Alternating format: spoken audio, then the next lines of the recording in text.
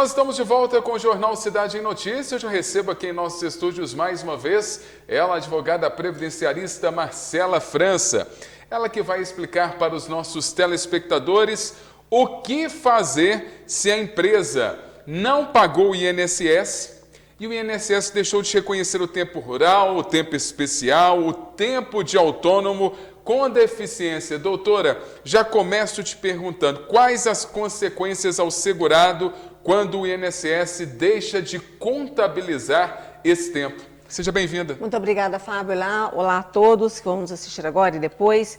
Fábio, imagina você estar com a expectativa de se aposentar, de conseguir um benefício. A gente fala de aposentadoria, mas a gente pode falar de benefícios em geral. Você tem aquela expectativa e ela não acontece. O que acontece? Eu ficaria doido para te falar a verdade, até porque eu já contribuo há quase 30 anos, desde muito novinho com a Previdência Social, e estou esperando a aposentadoria, o que a gente mais quer, né, doutora? Exatamente. O que acontece? A pessoa fica decepcionada e tem um prejuízo financeiro. O prejuízo financeiro, ele pesa muito, porque às vezes a pessoa ela faz o planejamento financeiro para a aposentadoria, às vezes ela vai trabalhar durante um período para ela poder ter duas rendas, para juntar um dinheiro, para fazer alguma coisa. Agora, normalmente, por que isso acontece? Por que os benefícios são negados, seja aposentadoria ou qualquer outro benefício? Porque muitas vezes as pessoas não juntam os documentos corretos para a comprovação desses casos que você falou na sua pergunta. Ou seja, as pessoas deixam de ter esse cuidado. Quando você fala em processo administrativo de aposentadoria ou de benefício previdenciário, antigamente as pessoas iam, até 4 anos atrás, elas iam no posto de atendimento do INSS e faziam a solicitação. Muitas vezes o servidor, ele aceitava o documento depois, abria prazo. Hoje, você dá entrada no seu pedido, seja de um benefício ou de uma aposentadoria, você não sabe onde esse benefício vai ser analisado e qual será o servidor que irá analisar. Qual é a cabeça, qual a linha de raciocínio desse servidor? A gente não tem um passo a passo do que fazer. Então, por isso que é necessária a presença, a figura de um especialista em direito previdenciário. Aí vamos no caso, o INSS não reconheceu, o que é que o segurado pode fazer? Ele vai entrar com recurso, doutor? Antes de a gente falar em um recurso, Fábio, a gente tem que pensar a documentação necessária para comprovar tudo isso que nós conversamos, esse tempo rural, esse tempo especial, esse tempo como autônomo, esse período como deficiente, esse período que a empresa não contribuiu, ele está juntado no processo? Então, para ele poder pensar em fazer um novo pedido ou em fazer um recurso, é necessário que se verifique se toda a documentação necessária para comprovar o que ele quer está juntada corretamente no processo. Agora, doutora, então nos explique, quais os documentos que são necessários. Você comentou alguns, mas no caso de deficiente, a gente pode dizer aqui, pessoa que perdeu um pouco da audição, ou até mesmo de se locomover, precisa de um laudo médico, um dos principais documentos, né? Exatamente. Toda a documentação médica, ela tem que ficar documentada na sua casa, para o momento que você for solicitar a aposentadoria do deficiente ou qualquer outro benefício, você ter como comprovar o início da doença. Lembrando, a pessoa já aposentou e descobriu que tem uma deficiência, que tem uma doença que beneficiaria ela na aposentadoria. O que ela pode fazer? Ela pode rever esse benefício pelos próximos 10 anos. 10 anos da data do recebimento do primeiro benefício. Então, você que tem um problema de saúde, pode ser que você tenha direito a essa revisão. Muitas pessoas que estão nos assistindo agora são da zona rural, querem comprovar a atividade rural. Vamos falar quais são os documentos necessários, até porque as pessoas ficam perdidas na hora de pedir o benefício, né, doutor? Exatamente. Fábio, os documentos são uma lista com mais de 60 documentos que comprovam a atividade rural. É muita coisa. São muitos. Às vezes, por exemplo, lá no nosso escritório, nós usamos um documento por ano para poder comprovar. Quando tem, a gente usa mais de um. Por exemplo, o ITR do terreno. Sim. Você pode usar de um ano, do ano seguinte, do outro ano, você pode ir comprovando. Ano a ano serve como documento. Mas o mais importante é um documento de um terreno, de um imóvel em nome da sua família. Você sempre vai pensar para cima. Por exemplo, você vai comprovar para você a comprovação de temporal. Você vai comprovar a documentação, um terreno do seu pai ou dos seus avós.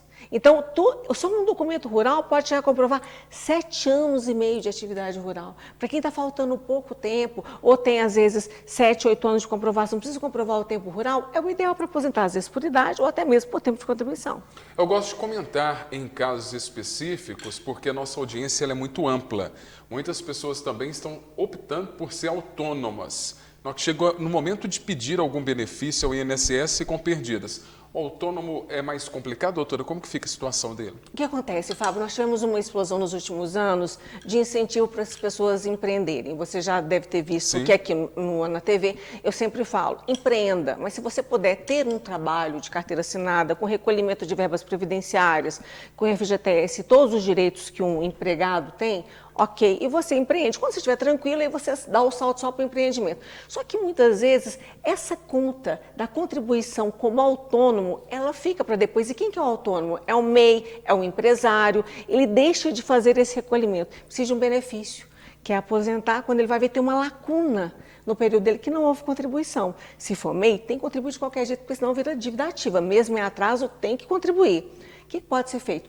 Tem que procurar um profissional especialista em direito previdenciário para saber se vale a pena recolher ou não, porque dependendo do caso, não vale a pena recolher. Ele vai ter que voltar a contribuir corretamente e vai retardar a concessão do seu benefício. Agora vamos falar com os deficientes. Tem muitas pessoas que têm uma deficiência leve, né? Elas não comprovam essa deficiência. O que que eles podem fazer para comprovar isso para a Previdência Social, doutora? A comprovação, Fábio, sempre vai ser através de documentação médica.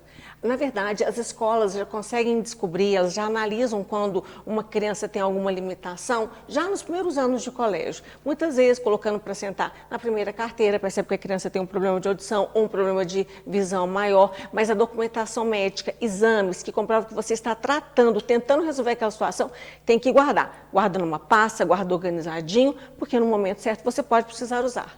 Conheço algumas pessoas, doutora Marcela, que trabalharam ali de carteira fechada, CLT, né? Mas o patrão não pagou o INSS. Muitas vezes a pessoa até desligou da empresa e esse INSS não foi pago. O que elas podem fazer?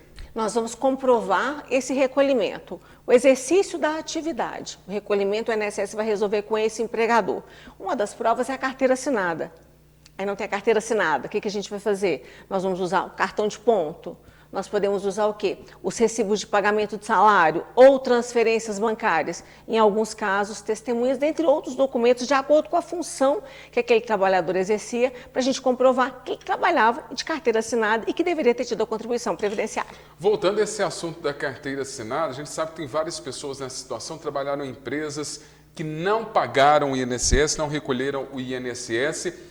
Antes mesmo de entrar com esse pedido de aposentadoria, de algum benefício, elas podem recorrer para que isso possa ser legalizado por essa empresa, se ela ainda funcionar? O ideal é que isso seja feito se você sabe que tem uma falha na sua documentação que pode te impedir de conseguir um benefício. O ideal é que você procure uma profissional especialista em um benefício que você quer, antes de fazer a solicitação, para fazer a correção ou juntar a documentação necessária. Isso é muito comum. Às vezes o servidor, o segurado, ele tem um salário X, ele vai desligar de uma empresa. Aí naquele mês seguinte, ele tem um salário abaixo do que aquele X que ele recebia.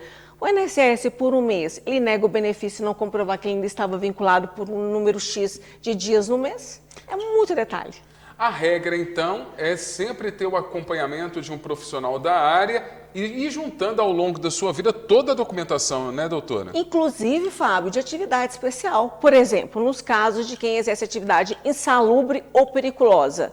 Tem que juntar o quê? PPP ou LTCAT. Aí como é que as empresas fazem? As grandes empresas, elas emitem o PPP quando esse segurado, ele desliga, quando esse empregado desliga da empresa, só que esse segurado, ele não olha esse documento, ele não lê esse documento, ele guarda. Depois lá, 10, 15 anos, 5 anos, ele vai levar para a advogada.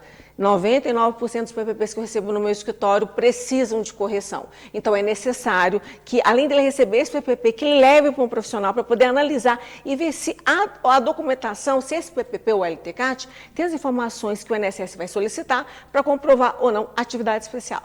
Então é importantíssimo você que está nos acompanhando, que já está pensando aí na sua aposentadoria, ou até mesmo está começando a sua vida laboral, já ir juntando toda essa documentação para não ser pego de surpresa e ter o benefício negado pelo INSS. Doutora, muito obrigado pela sua participação mais uma vez aqui no Jornal Cidade em Notícia e até daqui 15 dias. Obrigada, Fábio. Obrigada a todos que estão em casa. Até daqui 15 dias.